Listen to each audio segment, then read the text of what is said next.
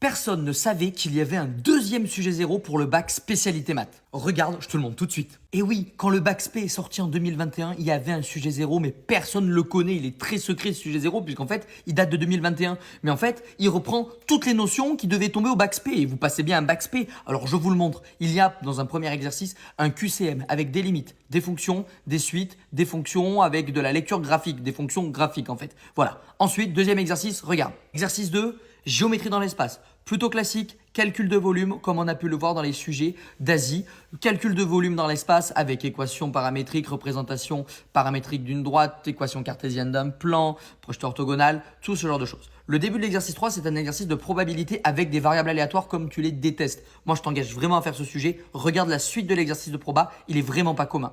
Voilà, donc on a un algorithme dans les probabilités, on a une loi de probabilité en fait au départ qui n'est pas la loi binomiale, bref, c'est un peu chiant. Et ensuite, deux exercices, alors avant c'était au choix pour les candidats, c'est plus le cas maintenant, mais il y avait un exercice sur les fonctions, et il y en a deux, un avec les équadifs, tu peux le faire pour t'entraîner aussi, regarde. D'abord, logarithme népérien, convexité, dérivée seconde, pas super compliqué. On peut pas dire que c'est un exercice compliqué, il y a de la lecture graphique. Bon, c'est l'exercice, on va dire, avec les équadifs qui peut un peu plus dérouter, mais moi je vous conseille de le faire pour vous entraîner vraiment. Et voilà, exercice sur une décroissance exponentielle d'une température avec donc une équation différentielle à résoudre.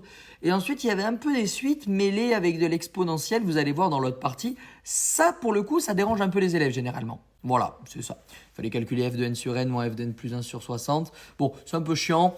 Pas trop compliqué non plus, mais bon, voilà. Donc c'était pour vous dire que ce sujet, il existe. Faites-le, entraînez-vous, faites-le vraiment. Et si vous avez des questions, vous m'écrivez.